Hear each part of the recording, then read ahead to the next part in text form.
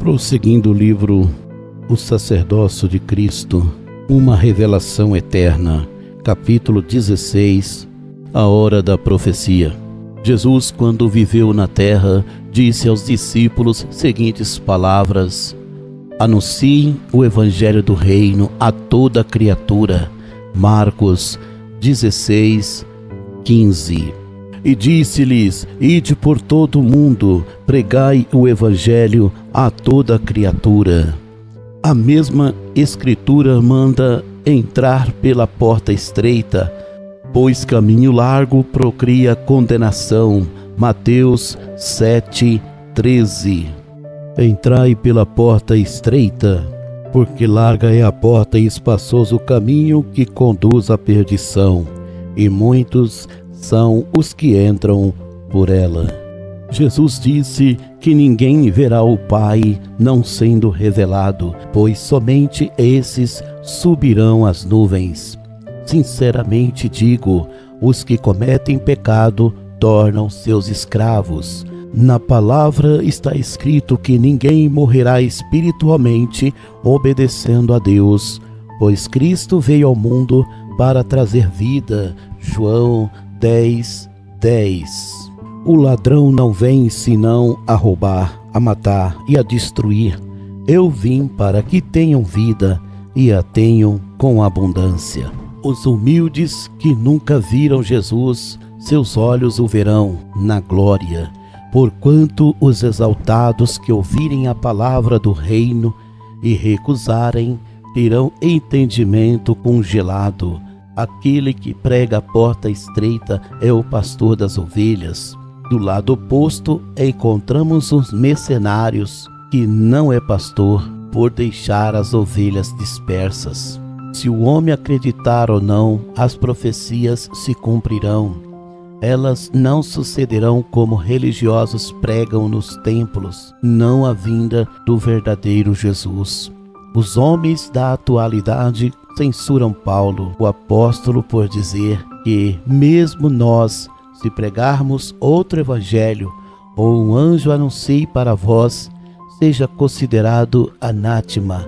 Gálatas 1, 8. Mas ainda que nós mesmos, ou um anjo do céu, vos anuncie outro evangelho, além do que já vos tenho anunciado, seja anátema. Muitos anos depois, o outro evangelho que Paulo disse que nunca recebesse, infiltrou. Não precisou vir anjo do céu anunciá-lo. Certo imperador romano, no ano 325 depois de Cristo, se encarregou disso. O motivo da verdadeira palavra perecer, todos sabem. Os imperadores que antecederam Constantino quiseram banir as tribos dos filhos de Israel e sem sucesso. Já o recente imperador conseguiu o que desejara. Adulterou a palavra e destituiu o sacerdócio de Cristo. Todo começo tem fim, inclusive a exclusão do evangelho eterno. Mas Israel voltou a ser pátria livre novamente em 1948. Quando isso sucedeu, a figueira que Cristo disse brotou. Dali aguardaria uma geração passar e tudo se cumpriria. Acredita-se o religioso que a geração predefinida na Bíblia acontecerá em calendário celeste. A fundação de Constantino foi firmada entre 42 meses na descrição bíblica. Por isso não interpreta os segredos de Deus. Quem confia na própria teoria será terrivelmente enganado. Se a geração destina-se ao homem, por que não enquadrar no calendário humano? Para todos entenderem a verdade, o Eterno fala por conhecimento humano. A figueira firmada na Bíblia alerta o homem para uma jornada profética que aguarda o arrebatamento de Cristo, o sumo sacerdote. Esse seria o tempo que os gentios deveriam se preparar para receberem as tribos dos filhos de Israel. Porventura faria sentido Deus aplicar seu próprio calendário se os homens já o possuem? Nada mais que a geração da figueira para comentar o tempo da geração do homem. Israel representa a figueira que brotou em 1948. Dali começou a geração que 70 anos depois terminaria. Nessa data começou o princípio das dores. Como ninguém foi informado, todos poderão cair sem misericórdia. Em 2018, os humanos biblicamente foram visitados por anjos, pois se trata do tempo profético. Pela palavra, o primeiro anjo trouxe o evangelho eterno para ser anunciado e que deveria chegar a tribos, nações, línguas e povos. Apocalipse 14:6. E vi outro anjo voar pelo meio do céu, que tinha o evangelho eterno para o proclamar aos que habitam sobre a terra e a toda nação, tribo, língua e povo. Como os 3 anjos chegarão, não importa, ambos trarão a palavra nessa nova aliança, porquanto na tribulação o último anjo virá e dirá às testemunhas que os judeus não poderão pegar a marca. Na nova aliança, 2 anjos do juízo se fazem presentes e os 144.000 ajuntos escolhidos e espalhados pela terra. Já na tribulação, Satanás seduzirá os judeus para o adorarem, e muitos serão enganados e marcados na mão direita ou na testa. Entre o primeiro e o segundo anjo desce 4 anjos, que a missão deles será danificar terra, mar e árvores. Em seguida, mais um anjo aparece do leste para selar os 144.000. Apocalipse 7:3 e 4. Dizendo: não danifiqueis a terra, nem o mar, nem as árvores, até que hajamos assinalado nas suas testas os servos do nosso Deus. Eu vi o número dos assinalados, e eram 144.000 assinalados de todas as tribos dos filhos de Israel. Os assinalados pelo anjo de Deus serão 144.000. A teoria de muitos é que esses já foram assinalados quando as cartas à Ásia Menor começaram em aproximadamente 37 depois de Cristo. Aos estudiosos dirijo a pergunta: a terra também foi danificada? Como já sabemos, nunca tal evento sucedeu. Por isso, a desordem não foi firmada na história. Assim que selar os pregadores do futuro, os 4 anjos cumprirão seu papel. O caos visitará os homens de todas as classes, cor ou nacionalidade. Lembrando o caro leitor, e o anjo começou a assinalar em 2018 dessa era cristã. Os 4 anjos cumprirão a missão de retirar os 4 ventos da terra. Isto seria o Espírito Santo saindo das igrejas. Ele só seguirá nos 144.000 recentemente levantados para anunciar o Evangelho eterno. Nesse tempo, muitos blasfemarão da soberana verdade após ouvirem sobre Jesus Cristo, o sumo sacerdote. Quando a falsa vinda de Cristo acontecer, os pregadores renomados e a mídia reportarão que o Senhor voltou. Quando os 4 anjos cumprirem a missão, o segundo anjo do juízo descerá. Naquele momento, o sistema religioso tombará. Todos deverão saber que os acontecimentos proféticos sobrevirão simultaneamente.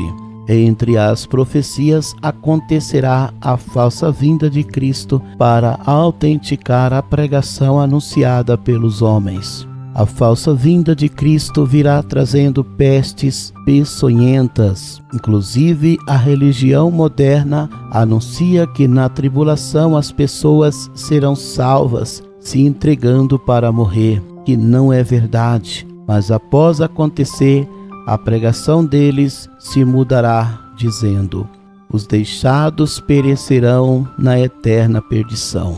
Todo o planeta será devastado após o Espírito Santo sair da igreja. Entre os irmãos levantados recentemente haverá harmonia. Os anjos do Senhor protegerão os remanescentes, os 144.000 comprados da terra e seus grupos. Após a devastação, os templos se tornarão morada de demônios e esconderijos de aves imundas. Apocalipse 18:2. E clamou fortemente com grande voz, dizendo: Caiu a grande Babilônia, e se tornou morada de demônios e covil de todo espírito imundo e esconderijo de toda ave imunda e odiável. Com o sistema religioso destruído se manifestará o Jesus Cristo de Ismael e cumprirá sua missão devastadora.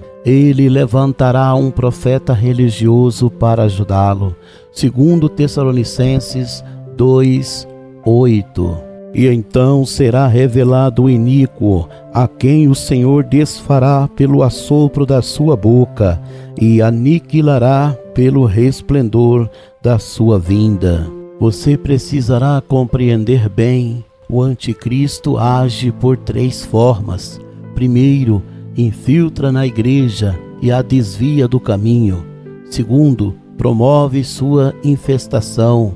A terceira, finalmente, projeta uma posse para erguer o governo único. Nesse tempo profético sucederá a manifestação do anticristo. Seu trabalho recentemente será árduo, o mais difícil de todos. Precisará nessa missão convencer reis, presidentes e ministros. Nesse interim, os judeus o observarão se é o Messias que tanto esperam. Como prova, esse homem construirá o templo dos judeus e trará paz ao mundo. Tais atributos ele facilmente trará. O anseio dos judeus será atendido. Enquanto isso, todos adorarão aquele líder. No planeta haverá paz e segurança. 1 Tessalonicenses 5:3. Assim, quando disserem a paz e segurança, então lhes sobrevirá repentina destruição, como as dores de parto, aquela que está grávida, e de modo nenhum escaparão. A mensagem que as tribos dos filhos de Israel pregarão será ignorada. Nisso o mundo desonrará o eterno tabernáculo e os eleitos de Deus. O Senhor protegerá os escolhidos que ainda estiverem no mundo, como até abreviará o tempo. Alguns chamados que aceitaram, mas ainda não foram revelados, esses dificilmente vencerão. A investida atingirá até escolhidos, se possível. Subitamente, as tribos dos filhos de Israel chegam às nuvens com o Espírito Santo. Aqueles que seguiram o Cordeiro fielmente, mesmo sofrendo, encontrarão o Senhor nas nuvens. Após os 144.000 com seus grupos comprados da terra saírem, muitos se animarão. Eu, o autor, contemplei em visão o mundo dizer: aqueles vermes nunca deveriam existir. Ainda prossegui vendo a posse do anticristo e os homens se presenteando. Esta visão vinda de Deus aguarda o futuro. Conforme se constatará, os santos que incomodavam já teriam desaparecido.